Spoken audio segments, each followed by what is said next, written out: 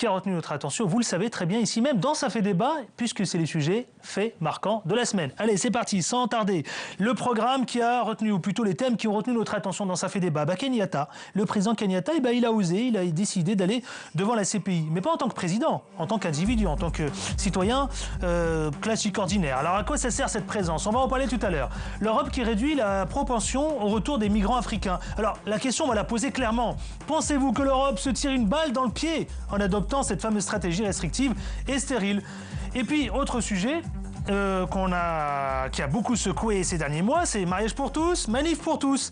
Eh bien, nous nous sommes intéressés, vous savez, à l'homosexualité en Afrique. Est-ce un sujet tabou? Selon eux, une partie de la population continue à affirmer que l'homosexualité vient de l'Occident, on en parle tout à l'heure. Dernier sujet, égalité des chances, vérité ou arnaque? Ça tombe bien, on a des débatteurs et des débattrices qui vont en parler. À quand une France sans préjugés? Et puis, pour parler de la situation en Centrafrique tout à l'heure, je reçois mon invité dans Ça fait débat en deuxième partie. Il s'agit de monsieur Nelson Tchadjer, qui est le président des Forces révolutionnaires pour la démocratie.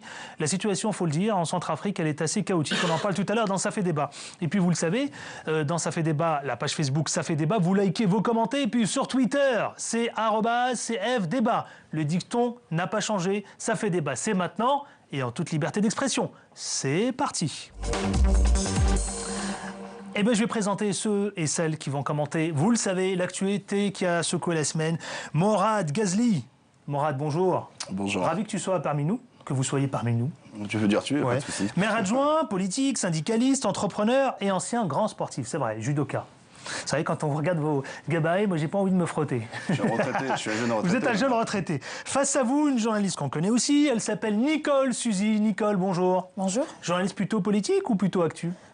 Économie, culture, mais je m'intéresse à la politique. À la politique, c'est aussi pour cette raison-là que vous êtes là. Sans faire d'analyse, parce que souvent, on peut être des porte-parole de politiciens, on les défend, mais après, quand ils changent de dialogue, de veste, ça tombe bien, on est pris dans notre propre piège. Donc, je me suis éloignée de ce monde-là. Mais de j'ai quand ce même un monde-là, avis. à vos côtés, chère Nicole Suzy, quelqu'un qu'on connaît très bien ici, de la même façon que Morad Ghazli, puisque vous êtes très suivi, Ali Soumaré, conseiller régional et le secrétaire de la section du Parti socialiste de Villiers-le-Bel. Pardon. Merci Ali Soumaré. De rien. Ça va, tout va bien? Oui, toujours un plaisir d'être là. Toujours un plaisir d'être là. Quant à la politique socialiste, en ce moment...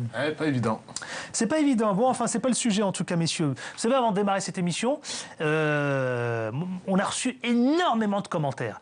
Et d'ailleurs, je tenais particulièrement à vous remercier. Merci à vous. Vraiment, vous êtes de plus en plus nombreux à nous suivre sur les deux chaînes, Télésud et numéro 23. Et je tenais particulièrement, il y en a qui ont retenu mon attention. Alors par exemple, il y a un téléspectateur qui lui a dit qu'il était très ravi, très content de cette émission qui est à la fois ouverte, libre et en toute liberté d'expression. Merci à vous. Autre téléspectateur qui s'appelle Alain. Bonjour monsieur Adil Farkat, je suis votre émission avec beaucoup d'intérêt à chaque fois. Mais attention, je tenais à réagir aux propos scandaleux tenus par Rust la semaine dernière et surtout par Willy Blah. Eh bien, moi je dis non.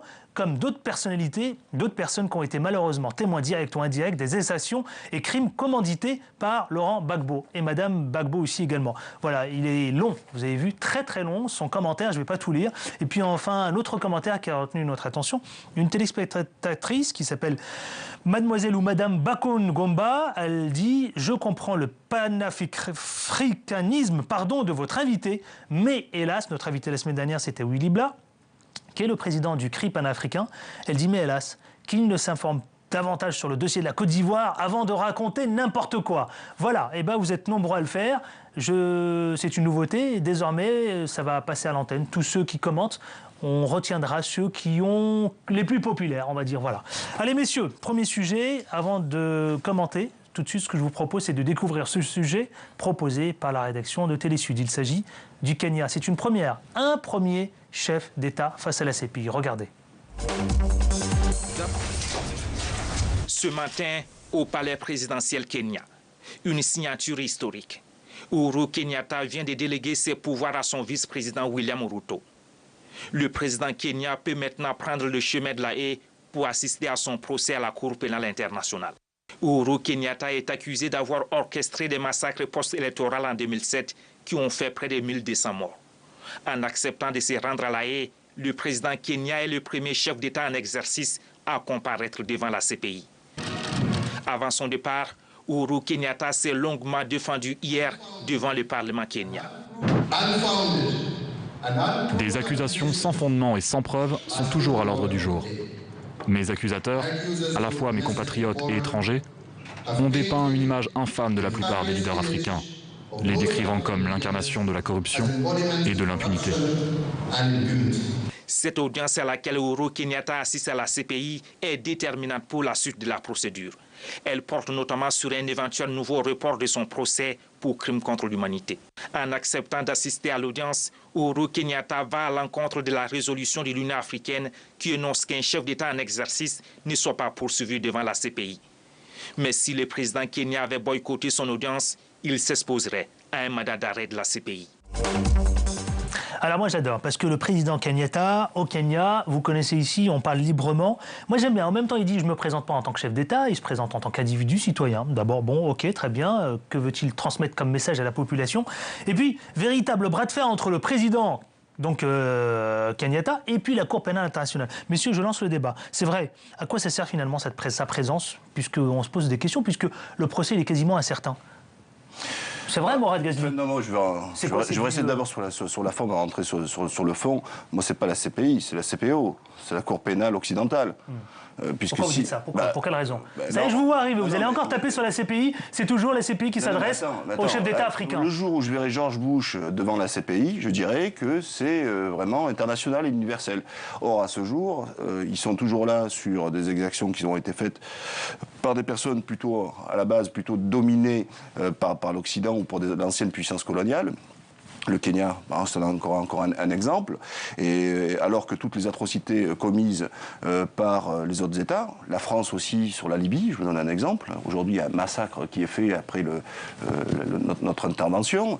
Je vous parlais donc de l'Afghanistan, mais qui va être poursuivi sur l'Afghanistan? Est-ce qui s'est passé en Afghanistan? Alors j'ai bien compris votre analyse. Mais il faut faire quoi finalement? On fait quoi alors? Ça veut dire qu'on arrête la CPI ou alors on condamne la CPI elle-même en disant qu'il y a deux poids deux mesures? Parce que c'est vrai que ce débat revient régulièrement ici dans Ça fait débat. Systématiquement en permanence, quand je reçois les débatteurs ou les débattrices, ils me disent « Ouais, mais la CPI, nous, on n'est pas d'accord parce que ils tapent énormément sur les chefs d'État africains. » Les magistrats qui composent la CPI. Voilà, c'est tout. Allez, Souma. Non, mais c'est important. Oui, non, mais attendez. De quelle nationalité sont les magistrats? Est-ce que la proportion est représentée? Vous savez, je reviens à la même chose. On revient comme les Nations Unies. Les 5 pays qui ont la main mise sur le monde, les 5 pays membres permanents, il n'y a pas un membre permanent de l'Afrique. Donc ça veut dire qu'à 5, ils peuvent se mettre d'accord pour dire je vais te bombarder. À 5. À 5. Vous êtes d'accord avec ce qui se dit? Ali Soumaré, Nicole Suzy? Moi, j'ai vachement évolué sur ce sujet-là. Effectivement, pour quelle raison? Au départ, c'est vrai que bêtement, entre guillemets, on regarde un peu la situation, on se dit bon, c'est normal, il y a des crimes qui sont commis en Afrique et il faut les punir, et il faut continuer à les punir. Il n'y a pas de sujet là-dessus. Ou ailleurs. Ou ailleurs, mais je parlais de la réflexion un peu linéaire, si je peux dire ça comme ça. Oui. Mais quand on regarde bien les choses, effectivement, il y a comme un déséquilibre. Et on voit bien, à un moment donné, il y a ceux qui peuvent être jugés, d'autres qui ne peuvent pas être jugés. On voit bien que, par exemple, aux États-Unis, on considère que personne ne peut être jugé en dehors du sol américain, pendant que d'autres sont jugés ailleurs. Donc là, effectivement, il y a un déséquilibre. Et encore une fois, il y a un problème de forme.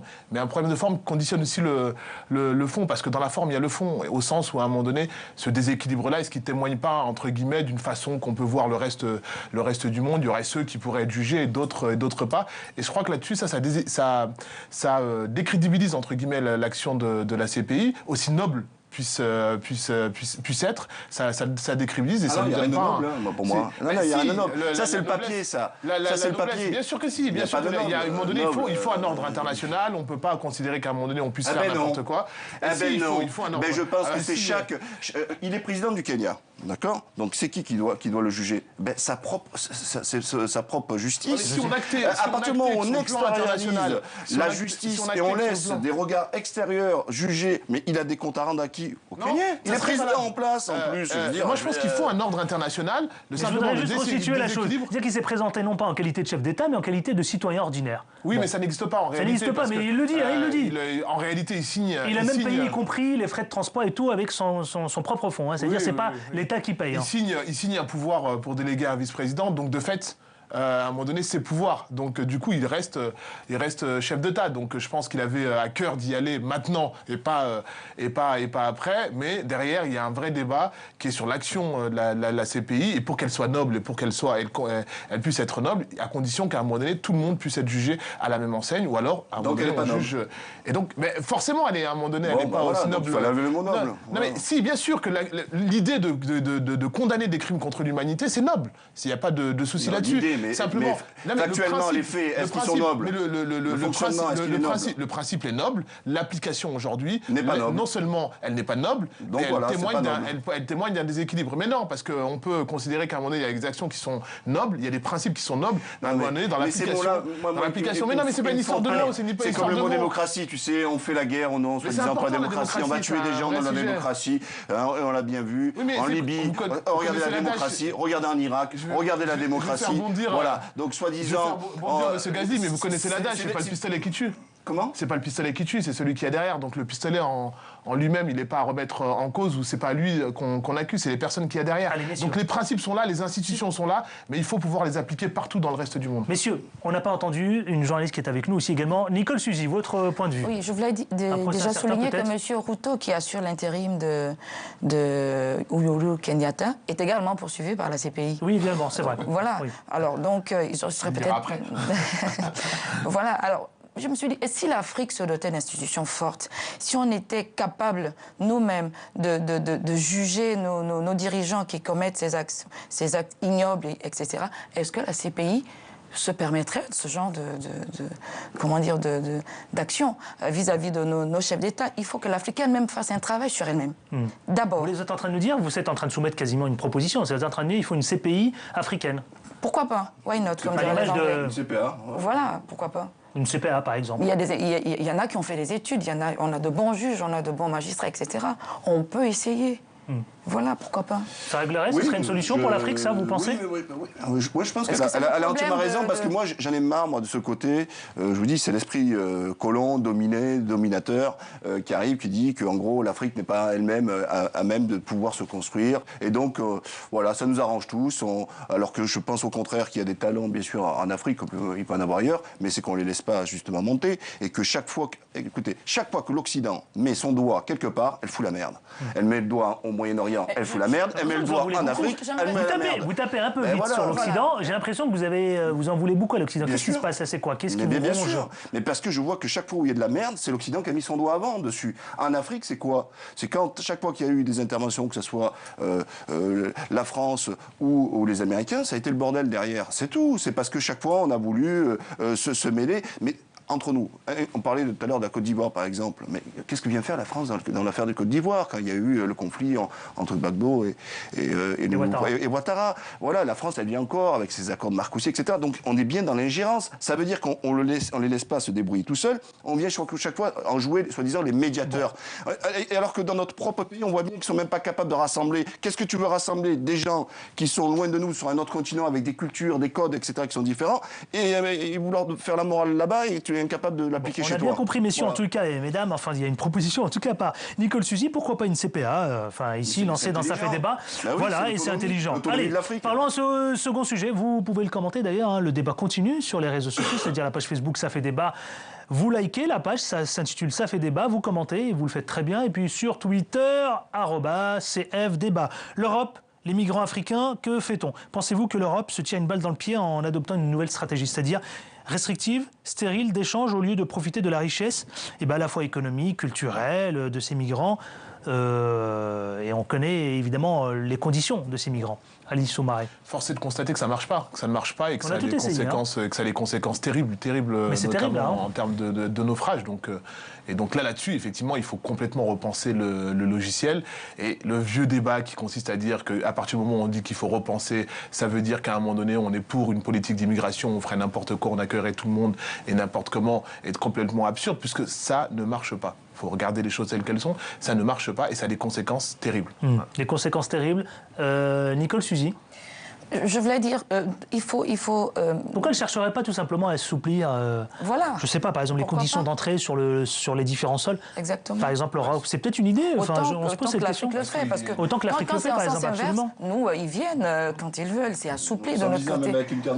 Donc il faudrait favoriser justement ces migrants-là dans de bonnes conditions, avec une coopération avec des pays d'origine. Ça n'existera pas. Ça n'existera pas en Europe. Aujourd'hui, on a une Europe qui se replie sur elle-même, une opinion publique qui n'est pas prête à un moment donné. Il n'est pas prête. Moi, je voyais il n'y a pas longtemps encore, vous parliez des courriers que vous receviez. Moi, en tant qu'élu, je m'occupe des coopérations avec l'Afrique, pas que ça, mais notamment de ça. Et je reçois de plus en plus de courriers de gens qui disent mais en fait, vous dépensez l'argent des Français alors qu'on est en crise. Et attention, c'est pas uniquement, pour la faire simple, des courriers ou des interpellations de Français de souche, si je puis dire ça comme ça. Voilà, on a de tout et beaucoup de gens sont critiques aujourd'hui sur l'action internationale, sur le peu qu'on peut faire. Et donc on voit aujourd'hui cette espèce de repli, ce repli sur ça. Et donc de fait, les politiques qui sont peut-être par moments pas courageux. C'est pas rassurant, Ali Souma, est-ce que vous dites? Oui, non, mais c'est pas rassurant. Moi, je ne peux pas me réjouir de ça.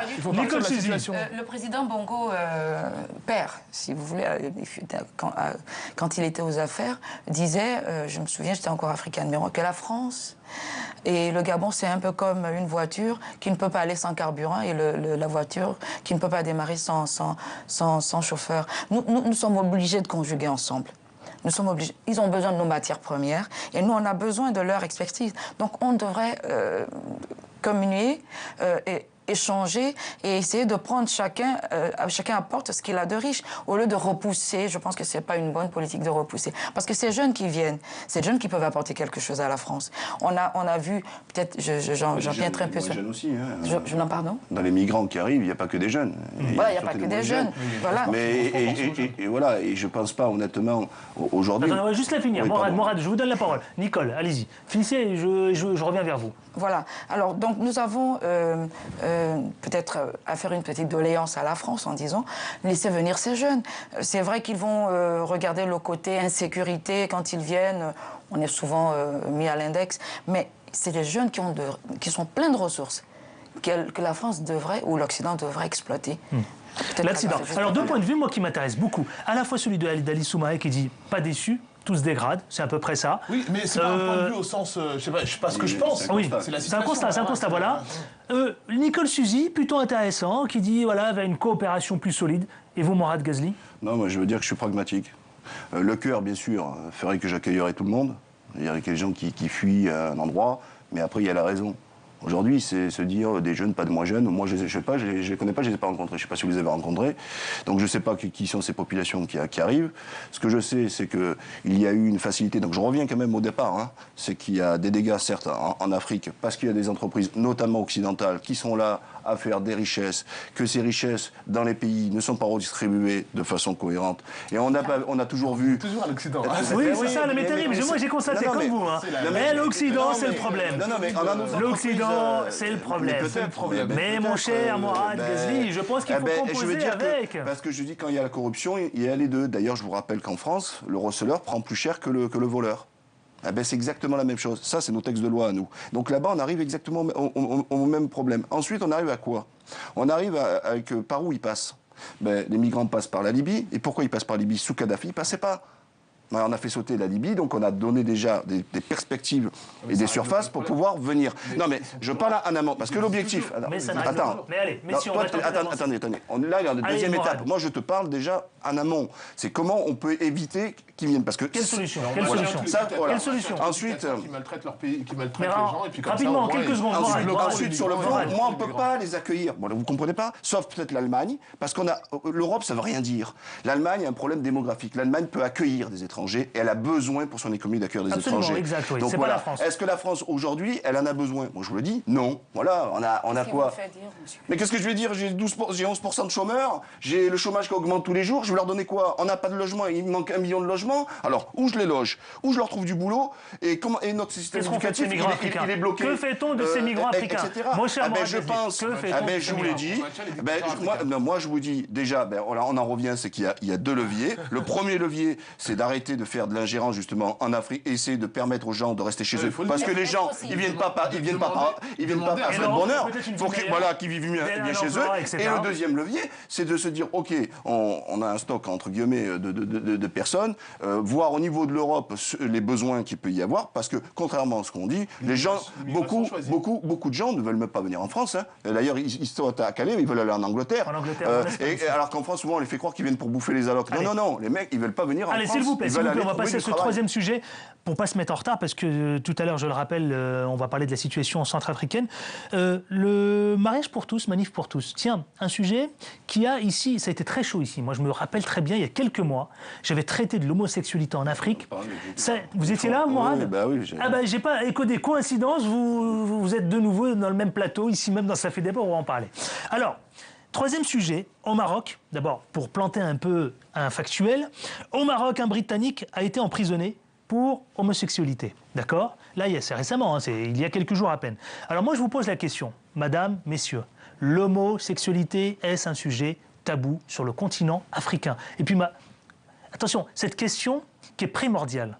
Beaucoup d'Africains pensent et continuent à affirmer que l'homosexualité vient de l'Occident. Nicole Suzy. Non, c'est important. Attention, on est en plein dedans. Hein. C'est peut-être une erreur de le dire. Mais pourquoi le dit-on en Afrique? Parce que quand, dans les rues africaines, on voit un Européen, tout le monde calque. Voilà, il s'habille comme un blanc. Il mange comme un blanc. Il vit dans une maison climatisée comme un blanc. Donc si le blanc est homosexuel, je me réfère aussi comme un blanc. Donc c'est ça un peu copier l'occidental. Donc même si c'est mauvais... besoin d'Occident pour être homo. Hein. Non, je sais pas ce que je voulais dire. Même si c'est mauvais, on va se dire... Mais il faut avouer quelque chose, Adil. Oui, dites-nous, allez-y. C'est le lieu, d'ailleurs. Quand il y a un homosexuel dans un village africain, le village... Non, il y a un homosexuel dans ce village-là. Mon fils n'ira pas épouser une femme dans ce village. Le village était pratiquement banni. Dans cette famille-là, moi, mon père m'a raconté une histoire. Il y avait un monsieur qui était marié et qui avait dit son épouse s'était plainte parce qu'il ne la touchait plus depuis pratiquement 2 ans. Et il a dit non, je pense que je suis homosexuel, je me sens mieux avec les hommes. Mais tout le village a chassé cet homme jusqu'à la sortie du village parce que c'était une malédiction pour le village. Est-ce que ça se passe en France quand on découvre qu'un homosexuel est dans un village? Est-ce qu'il est banni? Non. C'est pour ça qu'en Afrique, on le dit, que ça vient de l'Occident, ce genre d'habitude. Mais ce qui ne veut pas dire qu'il n'y en a pas en Afrique. C'est sous cap. C'est vrai que le débat... Mais comme ça, en Afrique, se tenir 2 ans par la main, ils sont lynchés. On en a beaucoup parlé en France, ici en Europe, notamment avec le règne de François Hollande. Votre regard là-dessus, l'homosexualité en Afrique, d'abord, est-ce que c'est tabou? Et puis surtout, avec ce que vient d'exposer Nicole Suzy, c'est très intéressant. Parce que c'est vrai que ça nous amène à dire, en tout cas, une grosse partie de la population pense que ça vient de l'Occident. Vous en pensez quoi? Oui, c'est tabou en Afrique, pour le peu que j'en connais. Est-ce que ça vient de l'Occident? Évidemment, non. Il n'y a qu'à lire l'histoire et à regarder à un moment donné, y compris, remonte au Pharaon. Donc ça ne vient pas du tout de l'Occident. Après, effectivement, j'intègre le raisonnement qui est développé par Madame dans la manière dont on peut percevoir, donc ça vient forcément de l'Occident. Mais la résultante, c'est qu'il y a le fait que ce soit un tabou, encore plus un tabou en Afrique, parce que je voulais revenir en concluant sur la France, et ben de fait, à un moment donné, ça n'émerge pas. Donc on a le sentiment que là où ça émerge, parce que ça serait beaucoup moins un tabou, même si, et c'est là-dessus que moi je voulais conclure, en France, malgré la loi, malgré les débats qu'il y a qu'à voir, y compris dans les dîners entre amis et autres et tout, ça reste encore un tabou, ça reste encore à un moment donné un sujet extrêmement compliqué. Alors c'est sûr, on a une manière un peu plus civilisée d'aborder le truc, ou peut-être d'ailleurs des fois un peu hypocrite, mais la résultante, c'est qu'aujourd'hui, il y a encore beaucoup d'homosexuels qui sont d'une certaine manière mis au banc de la société, parce que du coup, on les met de côté. Donc, De la même façon, c'est vrai qu'en Afrique. Non, mais, vous avez l'air... Moi, j'adore parce que vous êtes venu ici pour taper sur tout. Mais non, parce que ça... Bon, déjà franchement... C'est de la faute de l'Occident. C'est de la faute de l'Occident, non? Bravo. Il a raison, Ali Soumaré. Quelqu'un qui a envie de se taper un homme, qu'il soit au Venezuela, qu'il soit en Chine, etc., il se tape un homme, une femme qui a tiré que par les femmes, va tirer que par les femmes. Donc il n'y a pas, c'est pas un bombe blanc qui est arrivé pour leur dire venez, on va sauter tous ensemble. Non, moi je vais rester, je suis fidèle à ma position, donc c'est ni répression ni extravagance. Voilà. Donc pour moi, en Afrique, il faut arrêter. Ça veut dire quoi? Ça veut dire que moi, l'homosexualité, je comprends pas. Moi, tout ce que vous dites là, moi, je comprends pas. Moi, mais si vous dites je ne comprends pas, je vais t'expliquer. Je vais t'expliquer. Non, j'en ai rien à foutre de la nouvelle société, moi. Alors, au contraire, moi, je trouve qu'elle est pourrie, cette nouvelle société. Donc, quand je vais voir... Moi, je veux pas voir un mec qui a écrit sur son front. Moi, quand je vois une personne, un individu, je dis, tiens, je vois pas une gouine et je vois pas un homo, je vois pas, comment on dit vulgairement, on dit un PD, non, je vois un homme, je vois une femme. Voilà, leur sexualité n'est pas écrite là. Donc, moi, j'en appelle... Vous êtes archaïque, alors, dans votre mode de pensée. Moi, je crois que je suis moderne, justement. Je suis moderne. Pour moi, ce qui se passe, c'est ta sexualité. Non, mais je veux dire, il n'y a pas... Non, mais Morad Ghazli, s'il vous plaît. Si tu me laisses pas terminer, si tu je vous laisse terminer, promis. C'est trop vous savez, facile. il y en a beaucoup qui nous regardent, justement, et qui attendent beaucoup aussi de nos débatteurs. Donc je termine. Donc voilà, j'ai pas pu dire 2 phrases de 5 allez-y, je vous en prie, allez-y. Donc voilà, donc je vais expliquer mon point de vue. Pour moi, la sexualité, c'est du ressort de la vie privée. Tu fais ce que tu veux chez toi. Tu peux même vous taper à 3, à 4, à 5, ce que vous voulez. Moi, ce que je veux pas, c'est que ça transpire à l'extérieur. Voilà. Donc on me parle même dans la main, faire ci, s'embrasser, etc. Mais même pour un hétéro, moi, je trouve que c'est pas beau de voir des gens s'embrasser dans la rue. Je trouve que voilà, comment je vais dire, t'es un clochard, t'es un clodo, quoi. Vas-y, mets-toi chez toi, respecte ton intimité, etc. Donc je demande un peu de neutralité, en fait, dans l'espace public. Et en Afrique, justement, c'est exactement la même chose. Je pense qu'ils veulent pas que, justement, que ça devienne comme nous, avec la gay pride, des chars, des mecs en string dans la rue. Yaou, yaou, yaou, yaou. Non, voilà, moi, c'est tout ce que je condamne. Tu comprends ce que je te dis? C'est-à-dire, je veux pas de la répression. C'est-à-dire que si on découvre que une personne est homosexuelle, on va pas la mettre en prison, il faut être starber pour la mettre en prison. Et en même temps, je leur demande aussi, s'il vous plaît, du calme. Parce qu'aujourd'hui, LGBT a pris le pouvoir en France, on les voit, ils en veulent de plus en plus, ils font leur truc, etc. Oh, s'il te plaît, un peu de respect, un peu de pudeur, s'il vous plaît, votre sexualité, c'est dans votre vie privée, etc. Aujourd'hui, il y a tout ce qu'il faut, d'ailleurs, on regarde en France. Voilà, le gars qui veut partouzer, il y a des clubs de partouze, il est libertin. Le gars qui veut être à poil, il y a des plages naturistes, etc. Et la société ne vivait bien avec ce système-là. Il y avait des boîtes homosexuelles, il y avait des boîtes aussi, des chansons homosexuelles. Ça existe toujours. Mais, vous regardez, on est dans la sphère privée. Moi, ce que je veux pas, c'est que ça vienne sur le public, sur le champ public, où là, justement, on essaie de garder ce qu'on a à dire vivre ensemble. Allez, s'il vous plaît, dernier sujet avant de retrouver mon invité tout à l'heure. Il s'agit de M. Nelson Tadjer, qui est le président des Forces révolutionnaires pour la démocratie. Vous allez comprendre pourquoi. À suivre tout à l'heure en deuxième partie de cette émission. Continuez à commenter. Voilà, ça fait débat, justement, avec les différents points de vue. C'est l'intérêt aussi de ça fait débat. Égalité des chances. Madame, messieurs, oh là là, un sujet, moi, qui me préoccupe. Vérité ou une grosse arnaque? Ah là là là. Alors, vous savez, d'abord, les dispositifs, vous les connaissez tous. Je ne les vous apprends pas. Ils se multiplient. Les clubs UP comme le club Efficience, c'est un club qui s'intitule le Gotha Noir, d'accord, qui a récemment, là, avec le dernier ouvrage que je vous invite à découvrir, le 21e siècle, que vous connaissez, Morad Ghazli ou Ali Soumaré. Je suis pas dedans. Je sais bien que vous n'êtes pas dedans, mais vous connaissez le club Averroès. Je ne sais pas si vous participez à ces clubs. Je participe. Vous participez, vous. Alors Nicole Suzy, elle n'a pas honte de le dire. Est-ce qu'il faut des VIP pour démontrer que la diversité est une source de richesse pour la France? Oui ou non? Ou est-ce que c'est une arnaque? Qui veut prendre la parole? Parce que pour moi, c'est une arnaque. Je vais, alors là, pour le coup, je vais rejoindre Mourad, comme ça on sera d'accord, c'est une vaste arnaque. C'est pas l'Occident, attention. Non, c'est pas l'Occident, non. Ou en tout cas, c'est nous-mêmes, on a créé cette logique-là. C'est une vaste arnaque et en fait, finalement, ça veut strictement rien dire. La diversité, bien sûr. Il y a effectivement un concept autour de la diversité sur lequel il faut mettre un contenu, mais le club 21e, finalement, c'est des clubs assez élitistes qui, à la limite, font la promotion. Et tant mieux. Non, mais, tant mieux s'ils font leur autopromotion, ils arrivent à un moment donné à promouvoir un certain nombre de personnes, mais c'est absolument pas ni des clubs qui, à un moment donné, ont vocation à, entre guillemets, embrasser l'ensemble des thèmes relatifs à la diversité, si on devait prendre le terme, banlieue, discrimination et autres. Et donc ça, il faut pouvoir le dire. Et d'ailleurs, je crois que j'en connais une, c'est qui s'appelle Ramayad, là, qui sort d'un de ces trois clubs pour pas le citer. Alors donc elle était l'étendard de la diversité et donc à côté de ça, ça n'a pas empêché Nicolas Sarkozy d'avoir le discours de Dakar.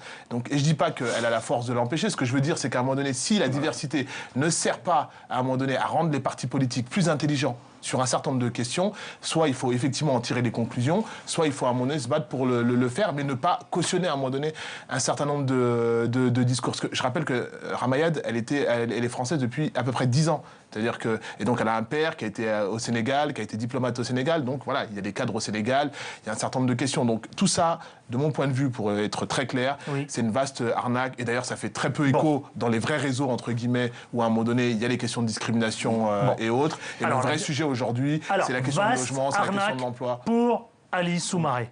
Nicole Suzy. Non? Arnaque, c'est un peu fort. Bon, je me dis qu'il il faut laisser les choses, comme on dit en Afrique, le temps est le deuxième nom de Dieu. Donc laissons les choses se faire tout doucement et puis ça viendra. Ça fait des années déjà qu'on les laisse tout doucement se faire. Nicole Suzy, quand même. Je ne sais pas si on parviendra enfin à cette France sans préjugés. Mais pourquoi pas? C'est nous, c'est notre génération qui allons faire le travail. Nous avons du boulot. Voilà. Donc, si on se met vraiment au travail, je pense qu'on peut bouger les choses. Il ne suffit pas de condamner, dire, critiquer, mais mettons-nous au travail. À l'image, par exemple, de votre nouvelle émission dont vous parliez en off, on peut vraiment faire bouger les choses. D'abord, nous accepter nous-mêmes entre Africains, Africains blancs, Africains noirs, et faire les choses et dire nous sommes un.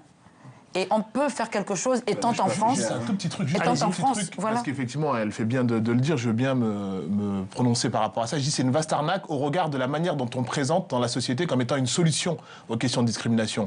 Je connais, après les individus à l'intérieur et autres, et le mouvement, c'est pas une critique, je mesure. Voilà. Non, moi je parle bien d'une arnaque, non, je ne transpire pas du tout, et je peux te dire que j'ai dit pire que ça sur un certain nombre de sujets. Vous redites qu'on vous tape un peu là. Comment? Non, du tout, non, absolument. Alors là-dessus, en plus, j'ai un certain nombre de fois. Non, vraiment. En plus, c'est un peu insultant, mais ce que je veux dire, c'est qu'on me connaît dans cette émission-là. J'ai jamais eu à un moment donné à courber les cheveux. C'est vrai, je dois le dire, même d'ailleurs, il y a très longtemps. Simplement, effectivement, on regarde ce qu'elle disait. Du coup, je considère qu'à un moment donné, je vais pas faire ce que moi-même je critique, à savoir les gens qui critiquent les individus sans même les connaître. Et donc, c'est là-dessus que je me suis rectifié en disant les individus en tant que tels, c'est pas le sujet. Simplement, le fait de présenter dans la société comme étant la solution aux discriminations, c'est une vaste arnaque. Et enfin, Morad Ghazli, avant de passer à la seconde partie de l'émission. C'est sympa, parce que du coup, il a fait le retour. J'espère avoir un peu le temps pour pouvoir... Parce que c'est un sujet que je connais très très bien. J'ai écrit un livre. J'ai écrit un livre où je le dénonce. C'est une arnaque, totale. Je déteste, je vomis, tout ce que vous voulez sur le mot diversité. Moi, je rappelle, et je viens du monde du sport, je demande le droit commun. Je vais déjà dire... Non, si, la question, elle est là, justement, sur ces clubs. L'égalité des chances. L'égalité des chances, etc.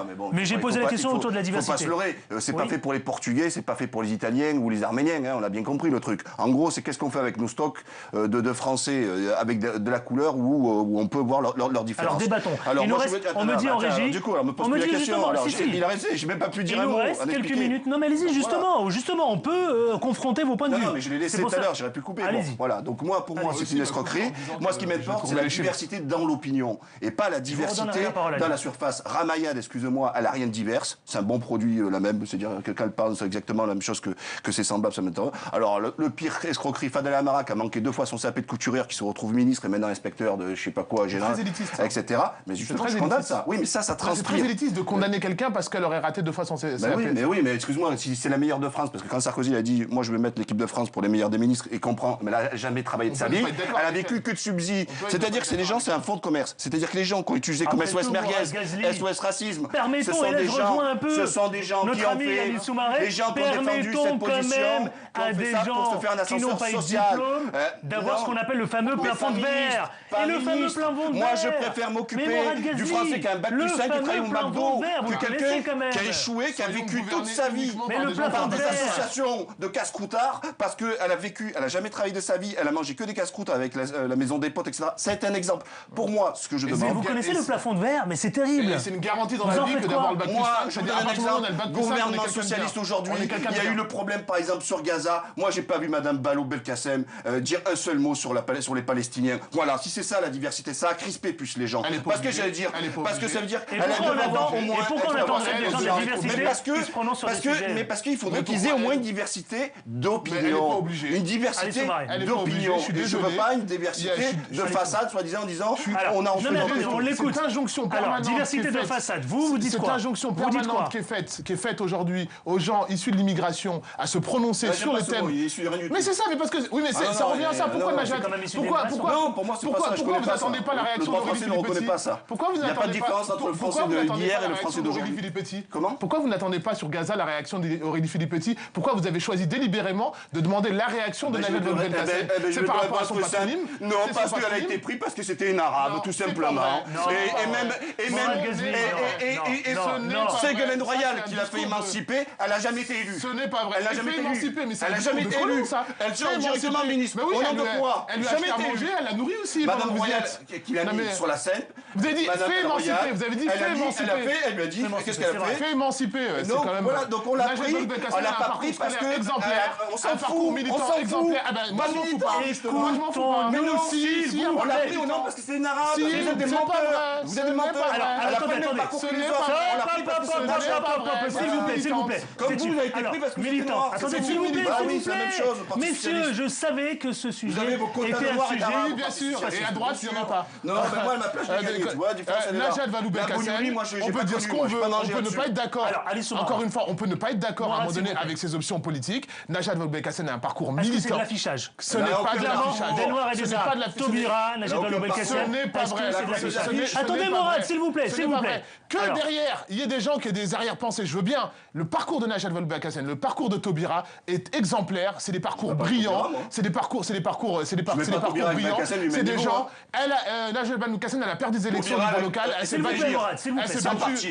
battue au niveau local. Elle faisait partie de ceux qui, à un moment donné, sont investis à un moment donné sur un certain nombre de questions, au niveau local et au niveau national. Elle n'a jamais gagné. C'est pas la question. Le discours élitiste qui consiste à dire qu'il faudrait avoir le bac plus 5 et gagner des élections et faire partie de l'élite pour pouvoir à un moment donné prétendre à avoir le droit de citer. Je suis désolé, je m'inscris en faux là-dessus. Et je suis désolé, le discours qui consiste à dire que c'est Ségolène Royal qui l'a émancipée, c'est un discours à un moment donné que je condamne. C'est elle qui l'a dit. Rien du tout. Qui l'a mis porte-parole. Elle a dit que si elle s'appelait Martine, elle aurait jamais eu le poste. C'est pas parce qu'elle l'a dit qu'elle a dit des choses vraies. Je fais confiance à Royal, je fais confiance à celle qui l'a mis en place. Moi, je vois bien, mais en tout cas, on voit bien vos points de vue. Je fais pas confiance au droite, gauche. Vous, clairement, on a clairement compris la position d'Ali Soumaré. La vôtre, c'est quoi? Vous reprochez quoi finalement? Vous reprochez cet affichage? Parce que, s'il vous plaît, attendez. Non, attendez, première question. Vous en voulez à Najat Vallaud-Belkacem? Oui, bien sûr. J'en veux parce que ne parlons pas de l'individu. Parlons de la diversité, s'il vous plaît, de l'égalité des chances. Je vous laisse répondre, mais restons sur ce terrain-là. Voilà. Le gouvernement l'a présenté comme tel. Quand ils l'ont prise, au nom de la... Oublions la jette. Il y a Taubira, il y en a d'autres. Non, Taubira, ça n'a rien à voir. Elle a gagné des élections sans étiquette politique. Donc c'est une vraie politique, Taubira. Taubira, elle a été comme tout un chacun. Elle a eu des idées. Elle a été confrontée au suffrage et elle a gagné. Donc Taubira, elle n'a rien à voir. Pour moi, c'est un pur produit politique, Taubira. Belkacem, elle a été prise dans ce titre et présentée comme telle, alors qu'elle, elle s'est jamais défaussée là-dessus. Et moi, je me dis, tout simplement... Qu'est-ce que veut dire ce mot diversité? Moi, je vous reviens au monde du sport. Nous, on demande ce droit commun, c'est-à-dire que tout le monde est inscrit, vous savez, sur la même liste, et que le meilleur gagne. Voilà, moi, je suis pour cela. Donc, il ne faut pas que ni je sois disqualifié, ni je sois sponsorisé. Est-ce que vous pouvez reconnaître?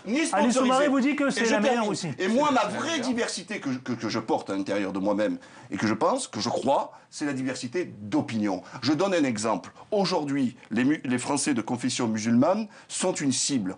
Aucun homme politique aujourd'hui, peut-être Noël Mamère, c'est vrai qu'il se distingue parmi tant d'autres, etc., droite comme gauche, ne viennent aujourd'hui pour les vendre. Pourquoi? Parce qu'il y a 74% des Français qui ont peur de l'islam et qu'aujourd'hui, on a plus des gens qui viennent taper sur les musulmans et c'est de bon ton et qu'il n'y en a aucun qui le font. Voilà. Donc moi, ce que j'attends justement, alors pourtant, je respecte la laïcité, mais ces gens-là ne la respectent pas parce qu'ils tapent des Français à partir de leur religion. Excuse-moi. Aujourd'hui, est-ce que je vois ces gens-là dire un minimum de dignité en disant « Hé, halte là, s'il vous plaît, un peu de dignité ». Non. Par contre, quand on a des catholiques, il n'y a pas de problème.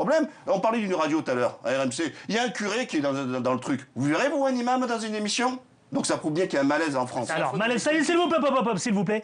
En quelques secondes, on n'a pas beaucoup entendu Nicole Suzy. En quelques secondes. C'est vrai, après ce clash entre Ali Soumaré et Mourad Ghazli. je m'y perds un peu, mais comme je suis pour la construction des choses, parce que critiquer n'avance à rien, je me dis quand même que, quel que soit le pouvoir en place, chacun essaye d'amener vers lui des capacités.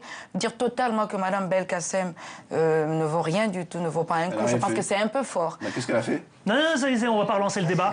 Nicole Suzy, voilà, Nicole Suzy, s'il vous plaît, Nicole Suzy. Ça y est, c'est bon. Allez, messieurs, Hop là. j'ai bien compris. En tout cas, vous voyez bien, c'est assez compliqué, en tout cas, de bâtir quelque chose autour d'une France plus métissée, plus cosmopolite. On a eu Ramayad, on a eu Mme Vallaud-Belkacem. Oui. Et puis, demain, on aura quelqu'un d'autre, peut-être, qui nous fera plaisir. Oui, peut-être aussi au sommet de l'État, c'est-à-dire un président issu de la diversité. Allez, messieurs, madame, merci à Nicole Suzy. Vous reviendrez ici même. Merci à vous, à Alice Soumaré, après ce clash avec Mourad Ghazouani. Mais c'est aussi ça, c'est fructueux.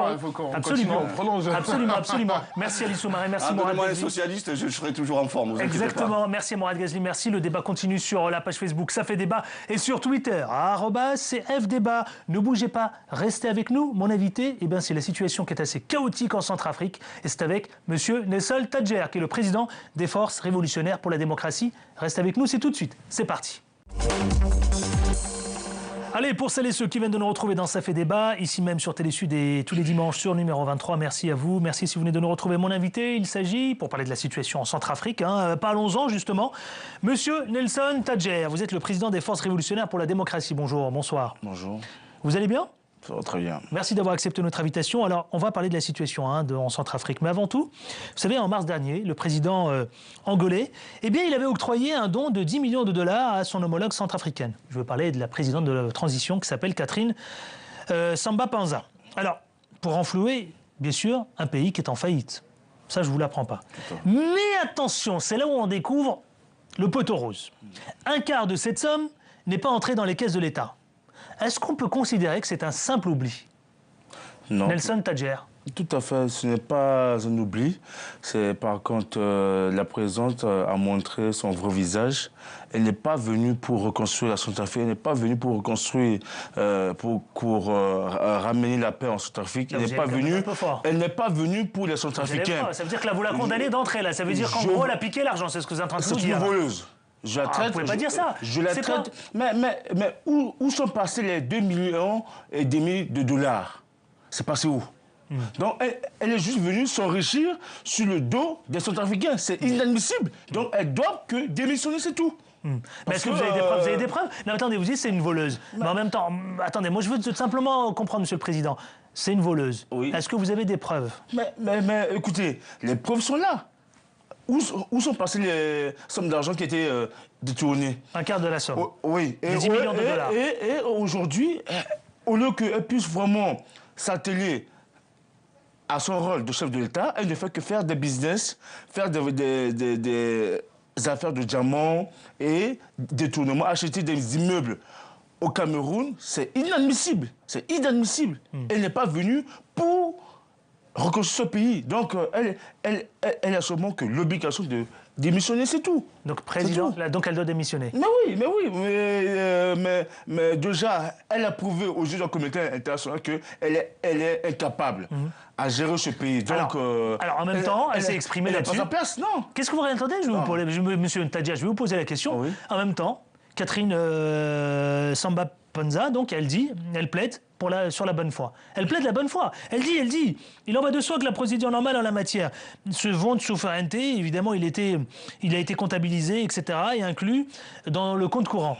Et elle plaide la bonne foi. Vous répondez quoi? Non, c'est faux, parce que dernièrement, j'avais aussi suivi une intervention où elle a dit qu'une partie des sommes d'argent a été allouée à des actions humanitaires. C'est archiment faux.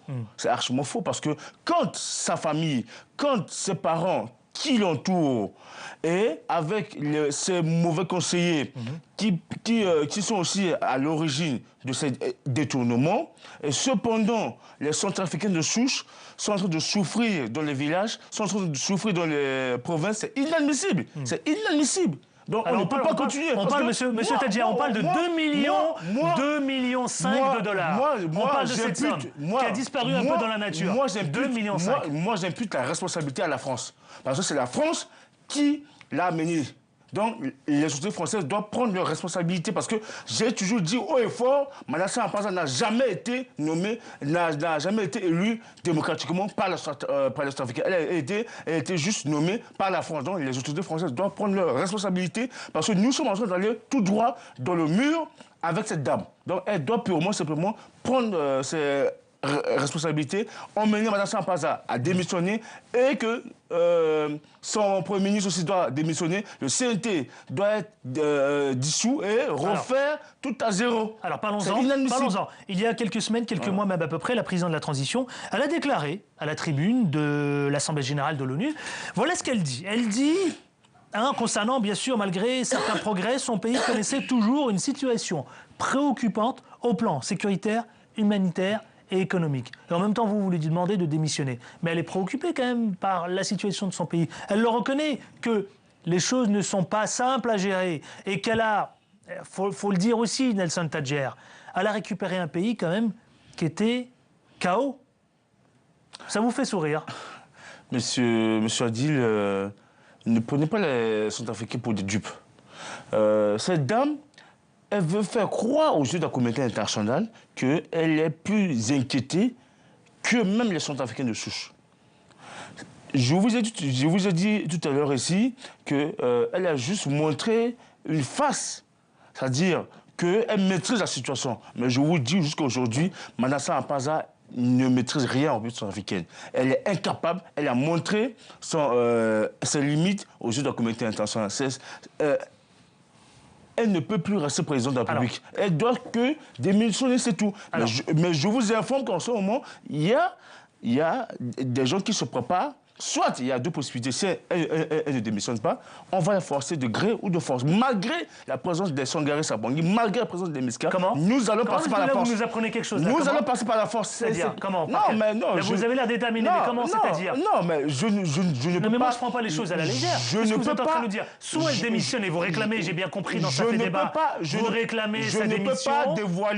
Je ne peux pas dévoiler nos actions, mais si, les Centrafricains, ils ont besoin de savoir. Ce qui est sûr, il y a deux possibilités. Soit elle ne démissionne pas, la deuxième possibilité, on va employer la manière forte. Terminé. Ça veut dire quoi, les manières fortes? Non, mais attendez. Non, mais attendez. C'est quand même important ce que vous êtes en train de dire là dans Ça fait débat. Et je veux pas que ça se retourne contre nous. Oui. Ça veut dire quoi, de la manière forte? Mais les manières fortes, si elle continue à s'entêter, voilà, donc... Vous allez, c'est quoi? C'est une guerre? Non, pas la guerre, mais utiliser la manière forte. Et le moment venu. Et c'est pour... très bientôt. Vous êtes en train de quoi? De menacer la présidente actuelle là, de transition? Je ne la menace pas parce que tout simplement, elle pense que les Centrafricains sont ces marionnettes qu'elle peut jouer avec. Non, mais je pense qu'elle se trompe largement. Et il est temps que nous, Centrafricains, nous puissions prendre vous êtes en train de nous dire... responsabilité et l'avenir de la République centrafricaine en main. Vous êtes en train de nous dire ici dans Ça fait débat, Monsieur Tadjer, que vous êtes en train de préparer, d'accord, le prochain plan pour la Centrafrique. Bah oui, bien sûr, mais le moment viendra, ce plan sera dévoilé. Ce sera dévoilé. Bon, alors, clairement, si j'ai bien compris, là, de toute façon, vous avez assez joliment planté le décor. Est-ce que le personnel politique est à la hauteur de la tâche qui lui incombe depuis le début de la transition? C'est-à-dire, priorité, ma première question va être très simple, Monsieur Tadjer, ramener la paix dans le pays. Échec ou réussite? Échec.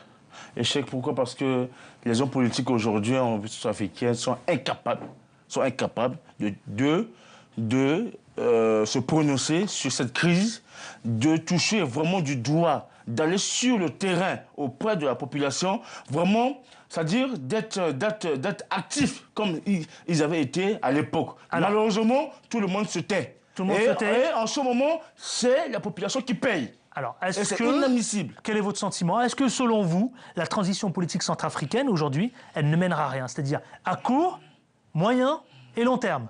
Je vous ai dit tout à l'heure, nous sommes en train d'aller, en ce moment où je vous dis, nous allons en ce moment tout droit dans le mur. C'est le chaos en ce moment. Parce que, vraiment, je ne comprends plus nos politiques à Bangui. La transition est gérée d'une manière ethnique, est gérée d'une manière avec ses parents. C'est-à-dire, c'est devenu une transition du favoritisme. C'est-à-dire, quand quelqu'un comme moi, exemple, qui veut dire la vérité en face, on préfère nous écarter parce que la présidence et certains politiques... Il faut faire quoi alors? Il faut donc aller aux élections pour qu'une nouvelle administration, puisse se dérouler, son programme? Anticiper rapidement. Donc vous réclamez ça? C'est votre plan celui-là? C'est quoi? C'est réclamer? C'est ça votre plan? Mais oui, mais si... Mais est-ce que c'est ça votre plan dont vous parlez tout à l'heure? Est-ce que c'est réclamer des nouvelles élections? Le plus rapidement possible. Mais à condition que si... Elle veut s'entêter. C'est ça votre plan? Non, mais à condition que si Mme Sarah Paza veut s'entêter, on utilisera la force. Monsieur Tadjer, s'il vous plaît, juste pour qu'on puisse comprendre. C'est ça votre plan? C'est réclamer des élections? Tout à fait. Mais à condition que si elle démissionne, on ira aux élections. Vous allez le rendre officiel quand? Le plus rapidement possible. Mais si elle ne démissionne pas, on va utiliser la manière forte. Vous allez le rendre officiel à quel moment? Très bientôt. Très bientôt. Bon, alors, écoutez, Nelson Tadjer, je le rappelle pour celles et ceux qui viennent de le retrouver, vous êtes le président des Forces révolutionnaires pour la démocratie. Vous pouvez le commenter, vous qui nous regardez chez vous, sur numéro 23 et sur Télé Sud, sur la page Facebook, ça fait débat, vous likez, vous commentez, et puis sur Twitter, @CFDébat. Alors, c'est vrai que la situation, vous l'avez dit, elle est chaotique en Centrafrique. Oui. On a bien compris votre positionnement. La jeunesse dans tout ça. Et finalement, est-ce que c'est pas elle la relève? C'est malheureux que depuis le changement de mars 2013, nous avons pensé que la jeunesse vraiment allait être active dans la reconstruction de la nouvelle République centrafricaine. Mais malheureusement, comme j'ai dit tout à l'heure, ces politiques, ils ne veulent pas en aucun cas que les jeunes puissent prendre la relève. C'est inadmissible que quand un jeune veut essayer de faire quelque chose pour son pays, on cherche tout de suite à l'étouffer, tout de suite à le mettre à l'écart, parce que tout simplement, comme je l'ai dit, les politiques ont juste peur, parce qu'il y a une force, il y a une puissance montante au sein de la jeunesse qui est en train de monter en force. Eh ben, j'espère qu'on va vous laisser la place. Allez, Nelson Tadjer, on arrive au terme de cet entretien. Dans le cadre de Ça fait débat, Nelson Tadjer, tout le monde y passe, personne n'y échappe. Ça s'appelle le 5 questions en 10 secondes. C'est parti. Allez, pas un mot, pas des phrases. Un mot que représente pour vous l'Afrique. Nelson Tadjer. La démocratie. L'Afrique, quelle priorité selon vous? Un mot, Monsieur le Président. L'Afrique du Sud. L'Afrique du Sud, pas mal. France-Afrique, ça évoque quoi pour vous? L'ancienneté. Afrique et démocratie, vous répondez quoi? Démocratie. Enfin, dernier mot, en quelques secondes, en 5 secondes. Je demande à la jeunesse centrafricaine de se lever et de prendre ses responsabilités, car le moment de la division est terminé. Nous devons nous unir main dans la main pour relever le défi. Je vous remercie. Merci à vous, Nelson Tadjer. Vous êtes le président des Forces révolutionnaires pour la démocratie. Le débat continue sur les réseaux sociaux, la page Facebook Ça fait débat. Vous likez Ça fait débat, vous commentez. Et puis sur Twitter, @CFDébat. À la semaine prochaine avec autant de plaisir. Merci à toute l'équipe technique. D'ici là, portez-vous bien. Ciao, ciao. Et à la semaine prochaine.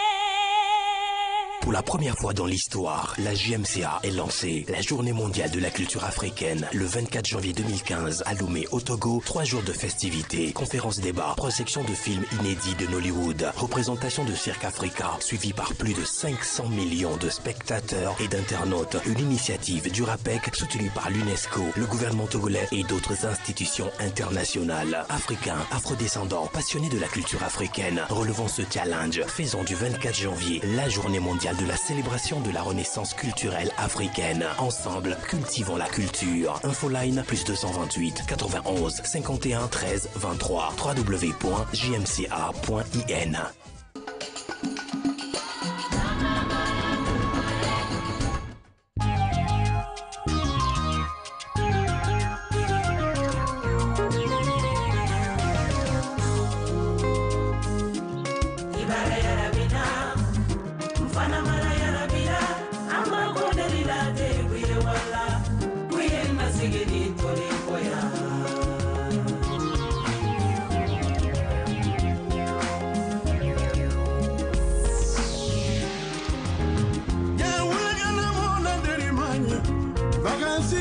dari manye ala bantofe kila dari dia la gawaye imano dari manye eleni moko mendarini alute rokele sinitu abudu ne Ameriki visa ko agbele mambi visa américaine ni visa ti bono kawidi ene moko kini ko foni wala lombe internet ka kawidi ene mo photo ma fele allo amour à distance allo mon amour amour par Skype comment ça va chérie amour par Viber allo ni la unité ni bonna foni qui bipe wala ya te kanisala wala ya te furusala wani nanu gamana ama boju bedari do tingana soba meri di kelena kuma kelena kasi ele miri yera bila feretiye allo amour à distance allo mon amour amour par tango ambe no yedi chérie amour par Viber allo ni la crédit ni banna foni qui bipe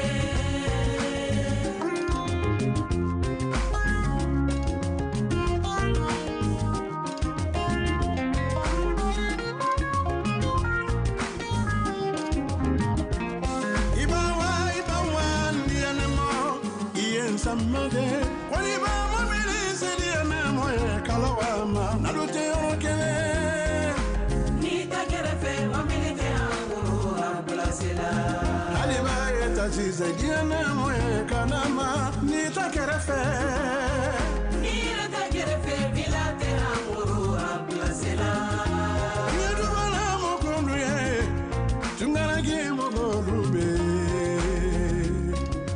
ala ma besora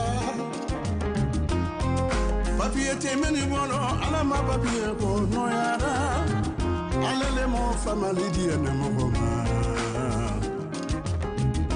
mara besa manginika isamirike manginika mara besa manginika isa sengeni manginika mara besa manginika mara sena ko beke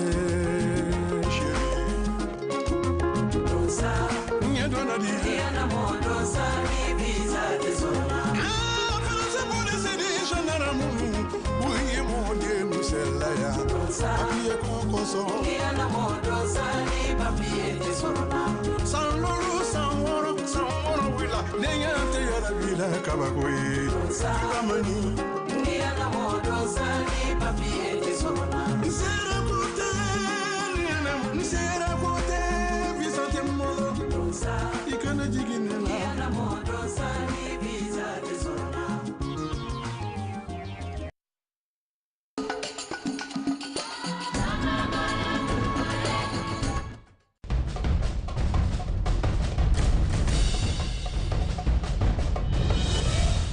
On va te faire un petit pour le président. Voilà, pour le président. Oh, mon amour. Oh, qu'est-ce que c'est mignon. Tu veux faire un selfie sur ton Facebook? Everybody, put up. Allez, un selfie. Concrètement, ça voudrait dire quoi cette chute? Parce que finalement, j'ai l'impression que vous dites il faut que tout le monde reste à sa place et que chacun laisse faire l'autre. Il faut accepter les différences. Il faut accepter les différences. Si je ne suis pas musulman, qu'on ne me force pas à l'être. Si je ne suis pas chrétien, judéo-chrétien, qu'on ne me force pas à l'être.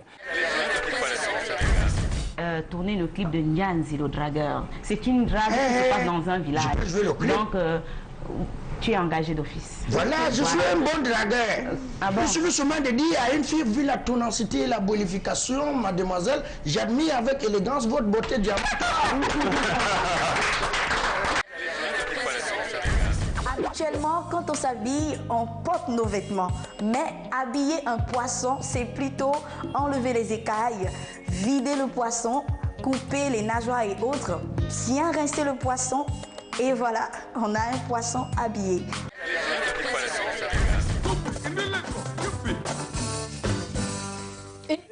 Ah oui, bah écoutez, ouais, on fait la fête déjà, quoi. On va gagner. Puisqu'on va gagner, en tout cas, on fera tout pour cela. Salam Diallo qui emmène l'ambiance jusque dans la tanière. Un de ces 4 matins, dans un maquis de la place, j'ai envie à tous. La go pensait que c'est passé, j'avais la toux. Mais l'odeur de sa bouche, ça pouvait me tuer. Procès-moi!